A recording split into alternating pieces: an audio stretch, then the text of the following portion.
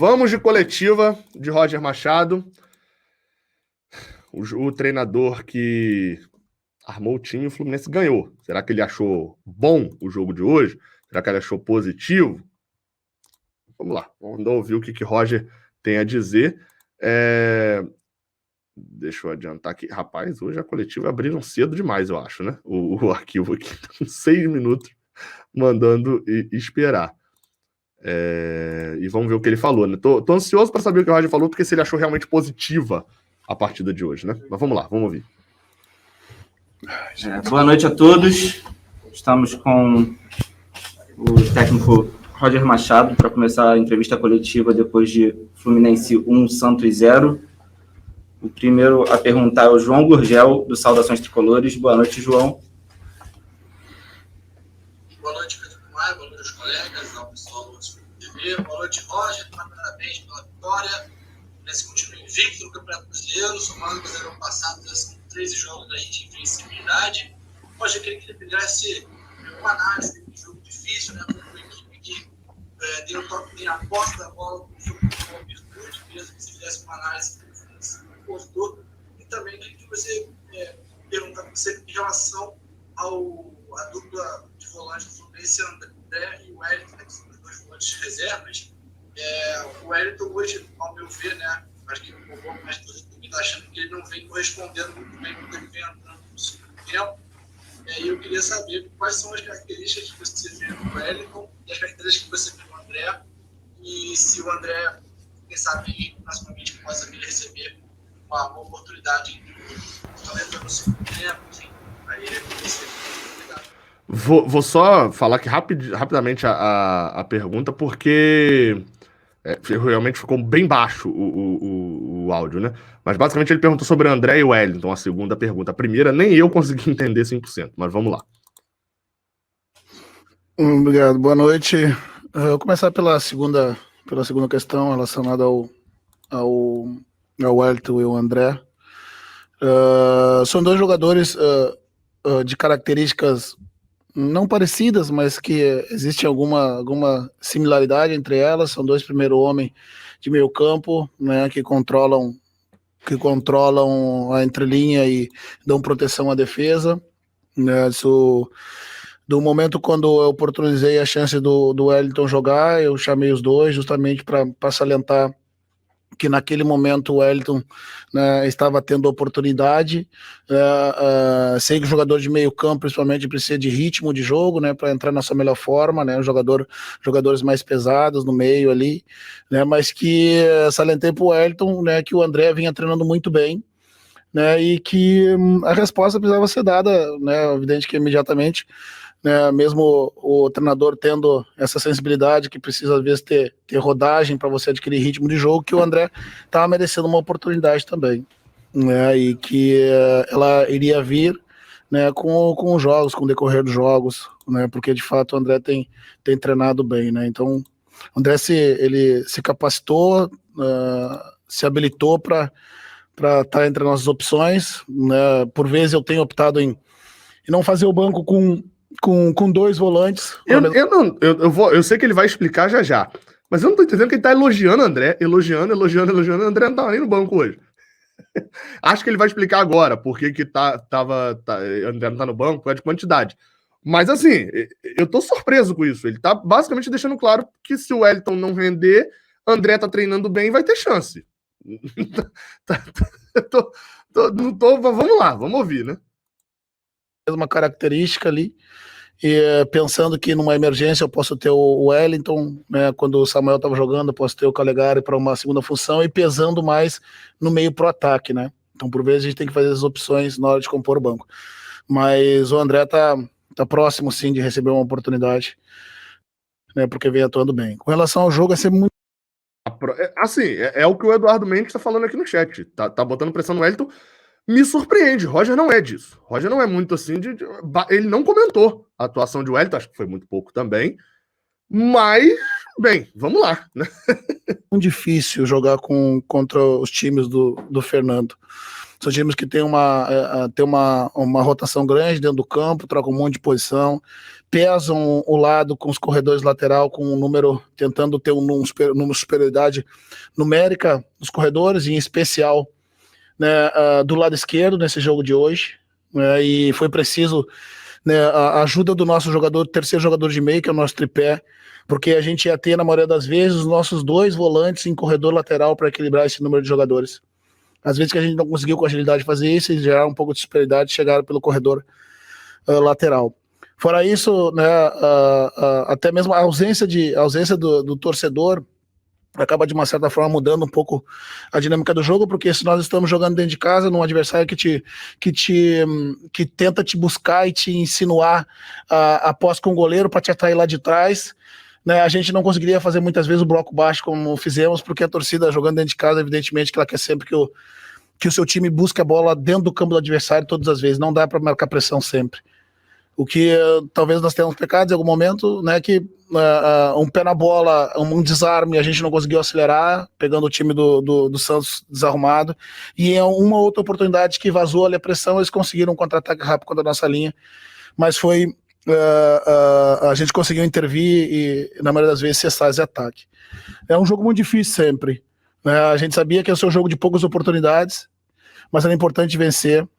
Como eu disse, nós alternamos bloco baixo e bloco mais alto, pressionando alto, né? E para isso você precisa estar com as peças descansadas o tempo inteiro.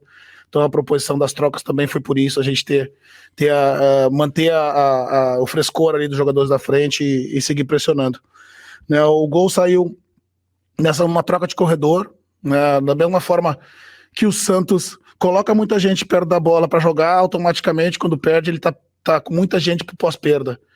E seria muito difícil a gente sair pelo mesmo lado. Era importante a gente virar, inverter o corredor e tentar entrar pelo corredor do outro lado para depois acessar a área, né? E algumas vezes que nós fizemos isso, levamos vantagem. Nosso gol saiu numa jogada dessa que originou um lateral, e do lateral, né, o nosso gol numa jogada dentro da área. Só para poder destacar. Primeiro, eu ainda estou surpreso com a resposta dele sobre o Wellington. Falaram até aqui sobre questão de pôr algo para Metinho. Não sei se foi tanto recado assim, não, mas enfim. Destacar que ele fala sobre a marcação alta, né? Que o Fluminense não pôde jogar como normalmente joga. Ainda bem que ele percebeu, né? Corroborou com o que eu tinha falado aqui. Não pôde ser no padrão Fluminense de segurar e esperar o outro time tocar a bola. O Fluminense teve que subir a marcação de vez em quando. Ele atribui isso a uma questão de torcida. Não sei se seria isso, talvez a torcida não ia compreender. Fico preocupado sempre quando o treinador fica se baseando muito só pelo que a torcida quer. A gente tem todo o direito de falar, de reclamar de alguma coisa, mas o treinador tem que se basear pelas ideias dele também, né? E esclarece o que tenta fazer, né? Tenta subir, e que às vezes teve algumas escapadas. Não achei que foram algumas, achei que foram muitas. O Fluminense tentou fazer algo que não sabe direito e não conseguiu nessa subida de marcação, né? Mas vamos continuar vendo. Próxima pergunta é o Thiago Lima, do GE. Boa noite, Thiago. Boa noite, Pedro. Boa noite a todos ligados aqui na FUTV. Boa noite, Roger. Parabéns pela vitória, Roger. Roger, o Fluminense, desde aquele jogo contra o, né, depois do São Paulo, o Fluminense vinha jogando bem, tendo muitas chances de ataque.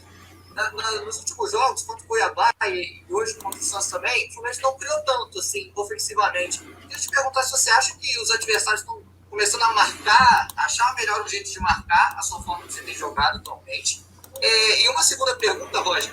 Essa semana eu queria te pedir licença para perguntar. Essa semana teve uma polêmica relacionada ao Metinho, de uma possível conversa que ele teve com você sobre mais oportunidades. Eu queria que você pudesse dar a sua versão, se teve de fato alguma conversa com ele. Então, vou ser breve com relação a esse. Boa. O toque na pergunta, né? Gostei, mas vamos lá. Espera aí. Agora... Definitivamente não houve essa conversa, ponto. Acabou. Não houve. Tá. E com relação às oportunidades, cada adversário vai lhe propor uma dificuldade diferente, na verdade. E o fato da gente muitas vezes não conseguir terminar jogadas que possam gerar finalização também é um pouco dos adversários entendendo o nosso modo de jogar, e aí a gente tem que criar alternativas para que isso não aconteça, mas mesmo assim, a questão é eficiência, você tem que ter eficiência, posse de bola versus quantas vezes você chega no último terço do adversário, vezes quantas vezes você finaliza no alvo, né? E vai ter jogos que nós vamos ter muitas finalizações, dependendo da forma como o adversário joga, né? Quando a gente consegue, quando a gente propõe um tipo de jogo e a gente consegue executar com 100% ou com 90% de eficiência. Hoje era um desses jogos, né, que tivemos ali, sei lá, 3 ou 4 oportunidades depois de roubar a bola do Suns dentro do seu campo, de conseguir ser contundente, mas não tiramos a bola do lado de onde roubamos, né? Então a estratégia, em alguns momentos, né, a gente usou uma via que não nos favorecia tanto, né? Mas também, evidentemente que o adversário mapeia a forma como a gente atua, mas cada adversário vai propor uma dificuldade diferente, e a gente não vai ser todo jogo que a gente vai ter 3, 4 oportunidades de gols. Quando tiver, tem que ser eficiente como a gente foi. Agora ligando o microfone. Sobre o caso lá de Metinho, boa. Tipo assim, não preciso falar muito, não teve, definitivamente não teve. E sobre a questão das chances, né? Eu não achei que teve 3, 4 chances, assim como ele falou. Dá a impressão de que o Fluminense roubou a bola do Santos e teve, nossa, quantas chances que teve.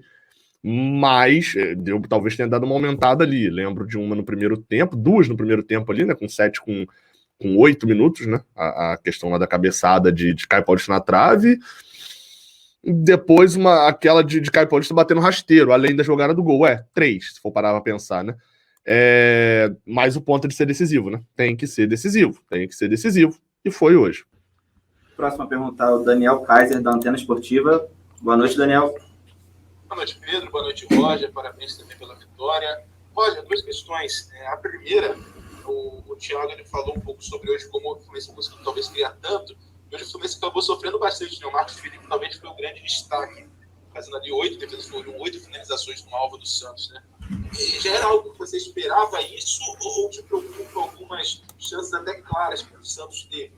E a outra questão eu queria que você comentasse a atuação do Calegari, né? Que voltou hoje, a posição titular, acho que ele fez uma atuação muito boa, muito segura, né? Voltando ali a titularidade contra alguém da posição do Xavier. Eu queria que você também falasse um pouquinho sobre isso. Então, a forma como o Fernando organiza suas equipes, da mesma forma que ele tá muito próximo. Pediram para poder, né, falar aqui a vitória. Pergunta, porque tem gente que não tá ouvindo direito, né? Tá ok, eu vou pegar certinho para poder falar na próxima, porque normalmente a galera tá fazendo 2 perguntas, aí complica quando eu vou pensar na primeira, penso na segunda também. Mas basicamente ele pediu pra falar de Calegari e falou sobre as chances que deram, né? O Daniel Kaiser perguntou sobre Calegari e sobre as chances que o Fluminense deu, com o Marcos Felipe sendo um dos destaques do jogo. Vitória em função, né, do desequilíbrio que ele gera quando ele chama o time adversário para dentro do campo, e depois, quando rompe essa pressão, ele ataca a linha com a defesa ainda em transição e correndo para o seu gol. Isso vai acabar gerando oportunidades, algumas vezes mais claras, né? Mais contundentes, né? O risco de você estar com a bola perto do seu gol também permite, né, que o adversário, né, ao retomar essa bola, esteja mais perto do seu alvo. Então a gente já sabe que o Fernando gosta de ter o controle da partida tecnicamente, né, e por vezes, né, a gente tentou marcar alto, algumas vezes a gente roubou, mas não foi contundente, outras vazou, a gente precisou da intervenção, mas é o estilo do jogo que vai ser sempre contra as equipes do Fernando, né? Ao mesmo passo que você está muito próximo quando marca alto, né, de conseguir contra-atacar, né, ou mesmo marcando mais baixo, você conseguiu roubar uma bola em função da rotação dos jogadores, do número de jogadores que coloca perto da bola, você conseguir explorar esses espaços, né, também é um jogo que proporciona ao adversário muito risco, né, porque ao assumir essa característica de ter muita gente perto da bola e trazer os jogadores para dentro do seu campo, como eu disse, né, num jogo em momentos normais, com torcida, né, que o adversário chama você para dentro do seu campo, o torcedor jamais vai permitir que a gente adote um bloco um pouco mais baixo para contra-atacar jogando em casa, né? Então isso também faz parte do estilo de jogo. Eu enfrento o Fernando desde faz 10 anos que eu enfrento o Fernando, né, e sempre foi muito difícil jogar contra as equipes do Fernando. Vale um destaque. É muito difícil jogar contra as equipes de Diniz. Eu pensei nessa frase que a Roger acabou até falando antes de eu falar aqui. Muito difícil jogar. Concordo, é difícil jogar contra as equipes de Fernando Diniz. Mas na frase de Roger mesmo, ele deixa claro de que tem uma forma e é fácil de ganhar com essa forma. Porque Diniz não muda. Ele fala, é o jeito que a gente vai sempre jogar contra as equipes do Fernando. É você marcar, tomar o cuidado com a bola quando ele passar da sua linha, mas ter noção de que se você roubar a bola no campo ofensivo, você vai ter a chance, você precisa matar o jogo. Enfim, né? Próxima pergunta. Para a penúltima pergunta, Guido Nunes, da TV Globo. Só sobre o negócio do Calegari aí. Opa, desculpa. Foi muito bem. Eu achei que fez uma partida Gostei do Daniel Kaiser agora. Esqueceu da pergunta, ele volta e pergunta mesmo. muito segura. Acho que valorizou a oportunidade, né? A gente vai perder o Samuel aí por um período, que a gente não sabe quanto, espero que seja breve. Eu acho que ele atuou no nível, no seu melhor momento, quando estava como titular. Agora sim, para a penúltima pergunta, Guido Nunes, da TV Globo. Boa noite, Guido. Obrigado, Pedro. Boa noite, Roger. Boa noite a todos. Roger, eu queria te perguntar sobre o Nenê, um jogador de 39 anos, né, que chega a uma marca importante, essa marca dele hoje, de alcançar os 100 jogos no Fluminense. E eu queria te pedir que falasse do Nenê sobre dois aspectos. Primeiro, a gente estava ali embaixo atrás do banco, então a gente conseguiu pegar umas imagens da sua relação com ele durante o jogo, né? O quanto você conversa com ele, o quanto você consegue passar para ele que você precisa, seja numa bronca ou talvez ele. Mas depois o Nenê, quando faz o gol, ele vai correndo até você e te dá um abraço, então isso mostra um pouco dessa relação de vocês. Mas além disso, eu queria que você falasse um pouquinho sobre qual que é a importância disso, de um marco como esse, né, do Nenê conseguir chegar com 39 anos a 100 jogos e no jogo ele consegue ser decisivo e fazer o gol da vitória. Para quem tá muito baixo o som, basicamente a pergunta é sobre Nenê. Nenê e a importância de Nenê. É muito importante, né? Porque a longevidade do atleta ela está relacionada à qualidade que ele tem durante a carreira como atleta, jogador de futebol profissional. O fato dele ter jogado, sei lá, acho que a metade da carreira dele, ou mais da metade da carreira do Nenê, ele jogou fora do Brasil. Né? Dificilmente um jogador que atua o tempo inteiro no futebol brasileiro vai ter condição de chegar aos 40 anos com a energia que ele tem. Porque eu joguei até os 34, né, eu acabei a carreira com artrose nos 2 tornozelos, 6 cirurgia de joelho, uma cirurgia de pubis, 3 hernias de disco, né, porque se rebenta o jogador de futebol com esse calendário. Né? Então o Nenê fisiologicamente ele não tem 39 anos, prestes a completar 40. Ele deve ter fisiologicamente no máximo 34 ou 35 anos. Porque outro dia eu recebi o relatório do relatório de fisiologia, do apanhado de um mês. O Nenê faz os mesmos volumes, né, de treino, de jogo, do que os nossos jogadores mais jovens e com a mesma característica. Né? No último mês, Biel, Iago, Martinelli, que são jogadores que fazem muito volume, fizeram mais de 100 quilômetros de volume entre jogos e treinos, e o Nenê estava entre esses, um dos que mais faz volume, correr, basicamente. O tempo o quanto que ele andou, que ele correu. Volume. Né? Claro que o jogador naturalmente perde um pouco da sua potência, mas compensa com a experiência, né? Compensa com a liderança. Eu converso muito com ele porque taticamente ele enxerga muito e me passa muitas informações ali para fora do campo, né? Como essa informação que eu estava falando na entrevista, na resposta anterior, né? Que pelo fato de o Santos pesar ao lado com muitos jogadores para gerar superioridade, né? Nós ia ter que botar os nossos 2 volantes para o corredor lateral e ele fazer esse papel como um volante, como um terceiro volante, para não permitir que sobrasse espaço para o jogador do Santos atuar. Né, volta e meia ali nas duras e nas cobranças que eu faço na beira do campo, às vezes ele briga comigo, mas tu não cobrou do fulano que errou, tu cobrou de mim. Né, agora depois no fechamento que eu falei só, não retruca mais comigo na beira do campo. Mas é uma relação construída, né? O Nenê é um cara que é apaixonado pelo jogo, né? E às vezes, quando demonstra insatisfação por às vezes sair, muitas vezes antes da hora que ele entende, ou entendia que deveria sair por estar gostando do jogo, isso tudo faz parte. Né? A gente vai fazendo a gestão desse processo, né, dando oportunidade para todos estar em campo, né, e que bom que 100 jogos, né, uma marca importante, sendo decisivo ainda. Para finalizar, Marcos Vasconcelos, da Rádio Tupi. Boa noite, Marcos. Boa noite, Roger. Boa noite a todos. Roger, eu queria fugir um pouquinho do jogo, se você me permite. Você citou agora há pouco o calendário, né? E hoje você teve o Nino convocado para a Olimpíada. A pergunta é sobre Nino, provavelmente, tá? Você não tem, inclusive, ele no jogo, mas essa é uma outra situação. Eu queria te perguntar qual a satisfação como treinador hoje do Nino, ele ter concretizado essa convocação para a seleção brasileira olímpica, como também técnico dele e jogador que conhece a posição. E hoje em dia a gente percebe também muitos clubes reclamando da convocação de jogadores. Não é o caso do Fluminense com relação ao Nino, mas bate com a questão do calendário que você há pouco citou, inclusive. É um paradoxo que é uma inversão de valores, né? A gente não tem que reclamar, os clubes não têm que reclamar. Nós, treinador, se reclama, se questiona a convocação do treinador da seleção, né, que convoca muitos jogadores de um clube. Não é ou se questiona o treinador que tem que trocar jogadores oxigenando a equipe de um jogo para outro por causa do calendário, né? Essa crítica não tem que ser direcionada a nós treinadores, tem que ser direcionada a quem organiza um calendário doido desse, né? O treinador ele tem que, se possível, sempre colocar os melhores mais descansados em campo e convocar os melhores.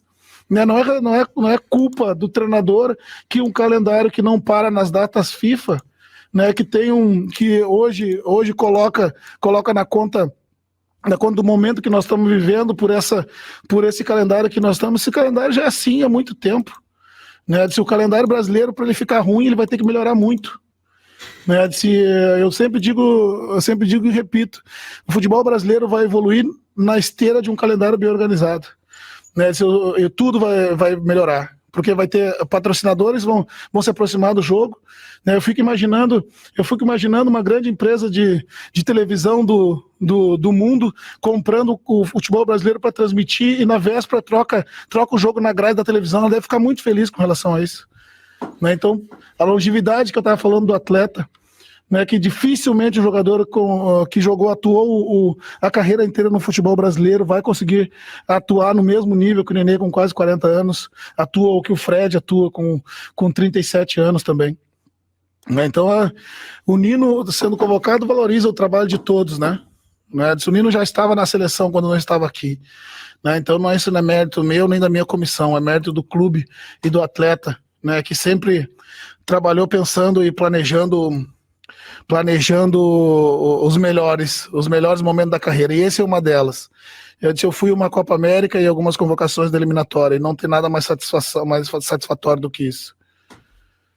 Pessoal, assim finalizamos então. Fim da coletiva. Sobre essa resposta final, Roger falou, obviamente, de treinador, que obviamente não tem que criticar o treinador por convocar, ou o treinador reclamar que foi convocado. Tem razão no que fala sobre a transmissão e no que fala sobre o calendário, mas vale um ponto, né? Hoje o Campeonato Brasileiro está na mão da CBF. Tem aí um início de alguma coisa sobre uma liga de clubes. Quem resolve isso, basicamente, são os presidentes de clubes. Inclusive o presidente do Fluminense. Então, assim, se a reclamação está lá no topo, ela tem que ser feita lá no topo. E é óbvio que o Fluminense tem também. O Fluminense votou a favor do atual ex-presidente da CBF, do Caboclo. O Fluminense votou, não foi contra. Acho que Flamengo e Atlético Paranaense só que não votaram. Então, assim, a crítica é válida, é fato, isso que o Roger está falando faz sentido, é verdade. A gente tem que criticar. No caso da Olimpíada, especificamente, isso aconteceria de qualquer forma, porque o futebol não pararia para as Olimpíadas. Mas ele falou no cenário geral. E no cenário geral é isso. É uma alegria ser convocado, etc. Para o jogador, ele sabe o quanto é importante para isso. O Fluminense vê esse lado. Mas é fato de que o calendário é que precisa melhorar.